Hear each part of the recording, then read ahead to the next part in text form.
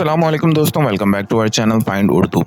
Ranching wrenching का मतलब है दर्दनाक, झटका देने वाला, तकलीफ दे। रैंचिंग का मतलब होता है कोई चीज जो इमोशनल या फिजिकल तौर पर बहुत तकलीफ दे हो, जैसे किसी अपने की डेथ या दुख भरी याद रैंचिंग हो सकती है। It was a wrenching moment when she said goodbye. जब उसने अलविदा कहा तो वो एक दर्दनाक लम्हा था। तो दोस्तों, रैंचिंग का मतलब है एक बहुत ही तकलीफ दे, दिल को छू लेने वाली या झटका देने वाली सूरत हाल। उम्मीद है अब आपको रैंचिंग का मतलब समझ में आ गया होगा।